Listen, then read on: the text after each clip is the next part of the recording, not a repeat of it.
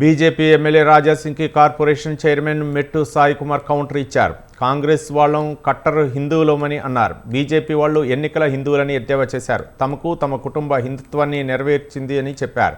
రాజాసింగ్ తమకు హిందుత్వాన్ని నేర్పించాల్సిన అవసరం లేదని విమర్శించారు. రాజాసింగ్ ఎంతోమంది హిందువులను ఇబ్బంది పెట్టారని అన్నారు. ఎన్నికల తర్వాత బీజేపీ నాయకులు హిందువులను టిష్యూ పేపర్ లాగా పడేస్తారని విమర్శించారు. మాట్లాడే నైతిక హక్కు లేదు. వాళ్ళు కేవలం ఓట్ల కోసం మాట్లాడే చరిత్రహీనులు మాత్రమే. ఇక రాజసింగ్ చెప్పవసరం లేదు. ఒక చిన్న వీడియో మీకు ఇమ్మడవచ్చు. ఒక చిన్న ఇల్లు కట్టి ఒక యజమాని మా ఇంటికాడ ఒకటి మున్సిపల్ వాళ్ళు వచ్చి ఇబ్బంది పెడుతుందంటే వాళ్ళతోనే ఫోన్ లో మాట్లాడేసి అరే మా ఇల్లు గులకొట్టి అని చెప్పిండు. ఇదే రాజాసింగ్. అది కూడా ఎక్కడ గోషామని సంబంధించి ఒక యజమాని దగ్గరనే.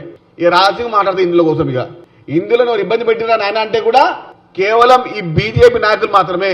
బీజేపీ నాయకులు బ్లాక్ మెయిలర్స్.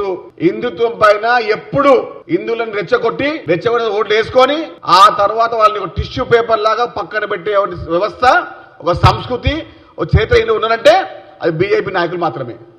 బీఏపీ బీఆర్ఎస్ ఎప్పుడు ఒకటే తాళ్ళలో ఉన్నటువంటి రెండు చెట్లు మొక్కలు.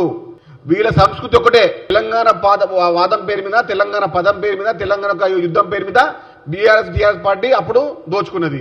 ఇప్పుడు బీజేపీ హిందుత్వం పేరా, హిందుత్వ వ్యవస్థ పేరా, అదేవిధంగా హిందూ కత్రేమే అని చెప్పి ఓటు అడిగే వ్యవస్థ వీళ్ళది. బీజేపీ రాష్ట్రాలలో ఉన్నప్పుడు ఎట్లా కత్రా ఉంటది? ఇలాంటి చరిత్ర ఉండడం వల్ల బీఆర్ఎస్ బీజేపీ నాయకులారా మిమ్మల్ని తెలంగాణ ప్రజలు క్షమించరు. హిందువుల గురించి మాట్లాడే నైతిక హక్కు బీజేపీ పార్టీకి లేదు.